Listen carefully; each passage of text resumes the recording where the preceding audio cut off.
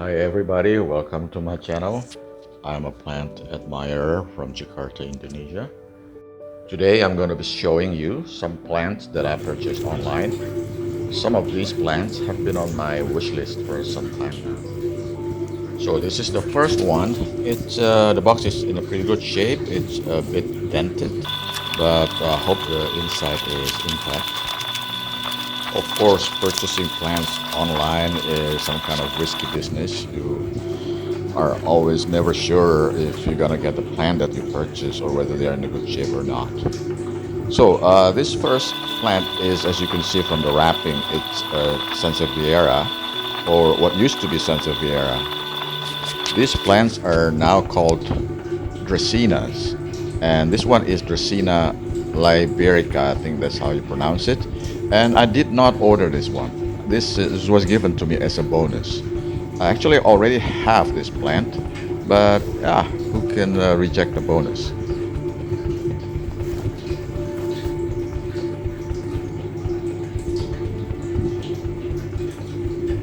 So this next plant is also a Dracina or Sanseviera, and this one was the one I was after.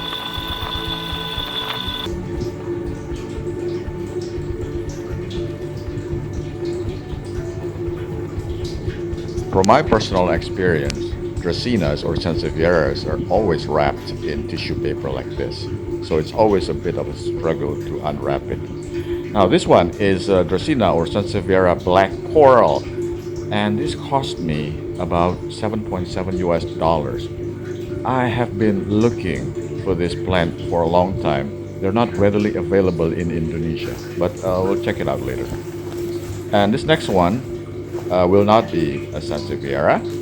And this purchase was an additional purchase for me. So I just saw this particular plant on the list of that particular seller. And this is a Caladium, and it has those red leaves. And this one is called Caladium Ramla. I believe this variety that was imported from Thailand, but I think this has been reproduced locally. This cost me about 3.3 US dollars. As you can see, the leaves are not all in a good shape. Yeah, because obviously of the long journey, and some of them were actually broken. I've had a love and hate relationship with caladiums. I've purchased them before, but for some reason they did not thrive under my care, at least at the locations where I was putting them. So I hope I will have a better luck with this one. So this is the black coral, and this is such a gorgeous plant. Like I said before, I was looking for this plant for a long time. I just couldn't find one. There were some sellers who claimed to be selling this plant. When I asked them in details and asked them to provide me with more detailed pictures, it turned out those were not black coral. The root system is in a very good shape, and there's a new growth happening underneath there. And as I showed you earlier, that one leaf is not in a good shape, but it will grow well under my care. This next box is in a much better shape than the previous one. It's actually very good.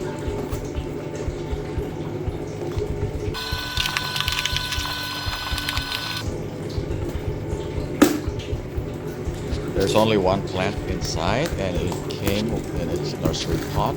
It's taped to the inside of the box, which is very good practice. It prevents the plant from being jolted around during shipping. And this plant has also been on my list for a long time. This is the Philodendron Black Cardinal, and I got this one for a mere 4 US dollars. Just look at that beauty. I asked the seller a lot of questions before I finally decided to purchase this one. Because you see, there are other philodendrons that look like black cardinals when they were young, but they're not actually black cardinal. This is a true black cardinal. It has those really dark leaves, and the shape of the leaves is rounded. Also, you can see the petioles on the black cardinal is not rounded, but it has a flat side on it. That's how you can tell black cardinal from some of the other plants that look like black cardinals.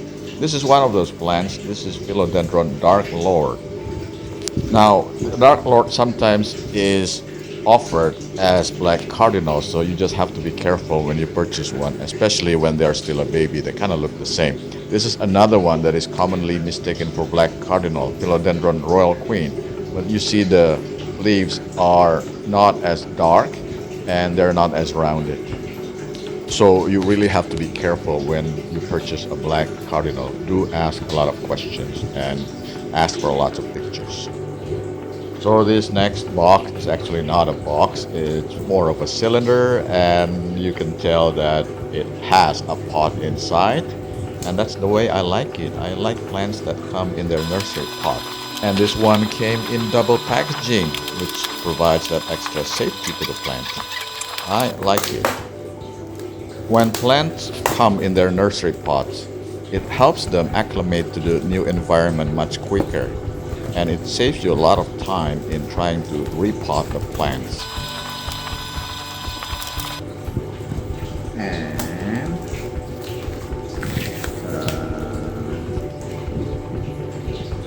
I didn't know what was inside, but I think this is the Florida Ghost that I ordered. I'm sure this is the Florida Ghost. It's still a baby. Look at that. It's beautiful. Yes, this is a Philodendron Florida Ghost baby. It is still a baby, but look at that beauty.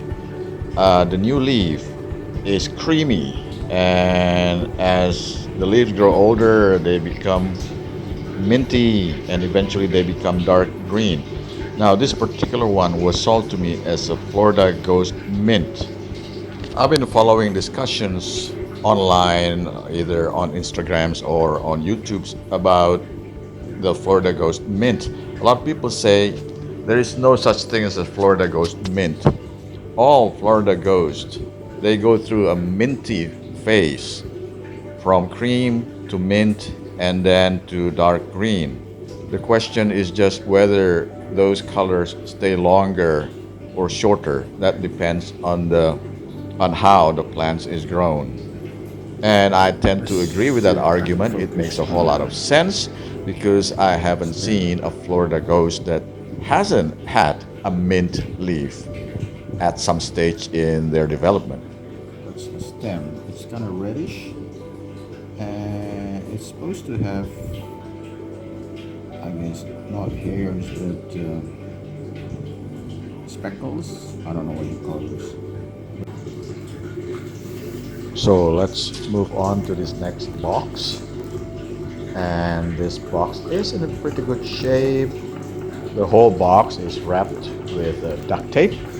And duct tape really adds to the strength of the box. So I like it when the sellers wrap their boxes in duct tape like this.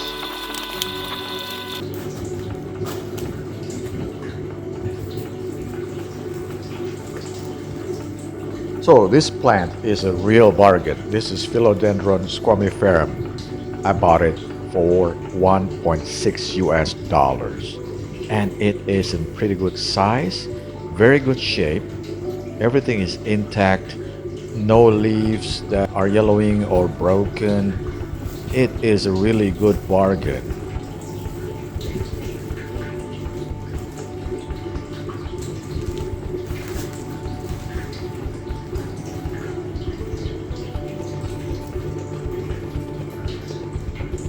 The second plant inside this box is the Philodendron Verdatum.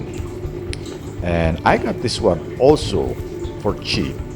I paid $1.5 US for this one. It is a bit smaller than the Squamy Ferum, but the leaves are all healthy, are all intact, and overall the plant is very, very healthy. The leaves are dark green, and now you can see the resemblance between the leaves of the Verdatum and the leaves of the Florida Ghost. And that is because the Verdatum is a parent of the Florida Ghost. In fact, I decided to purchase this Verdatum after I purchased the Florida Ghost.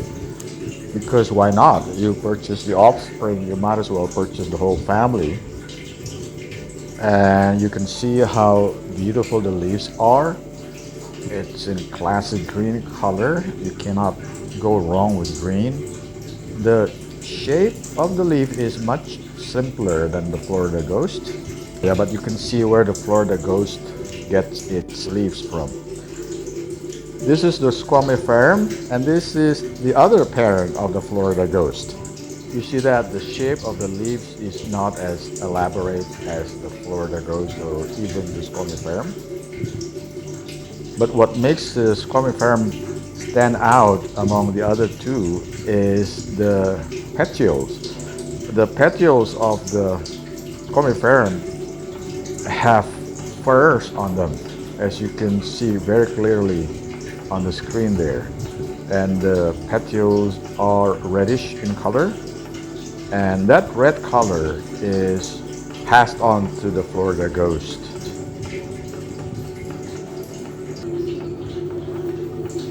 Let's move on to the next box. This box is a bit smaller than the other box that I've opened so far, but it is intact. It's in very good shape. The box is quite sturdy.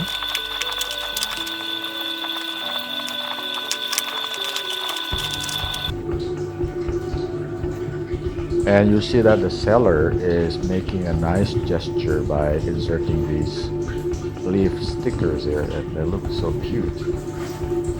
Even just little things like that can make a customer feel comfortable with the seller. This next plant has also been on my list for quite some time. I guess the time was not right until now to buy this one. So let's open it up, see if it's in a good condition.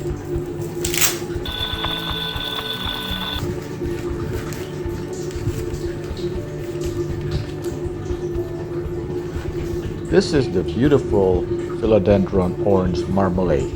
I got this one for $7.6 US, which is a good deal for this size of plant, I guess.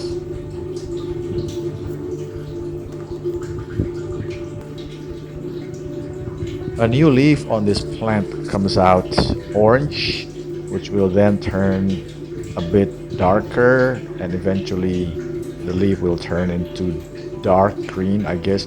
But the colors are not solid.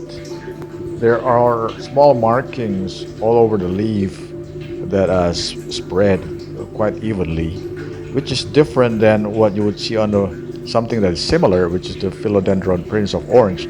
I do have this plant as well, but on the Prince of Orange, the colors are more solid with no stripes or no patches on the leaves. But on this one, on the Orange Marmalade, you can see, you can see clearly that it's not solid, but there are marks, lines, patches. I don't even know what to call them. But they're not solid. This one is in a very good shape. All the leaves look perfect. The petioles look perfect. Overall, it looks very healthy. This plant can grow to be very, very big.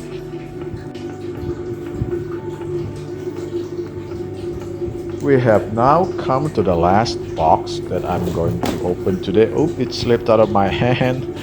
It is not in the best of shape. It's a little bit bent. But this is a special purchase that I was really looking forward to.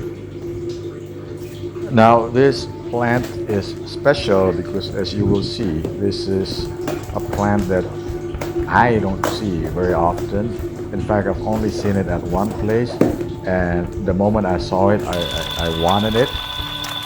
But I did not buy it at the time because the price was high. So what I did is I went online and searched for it, and I found this one.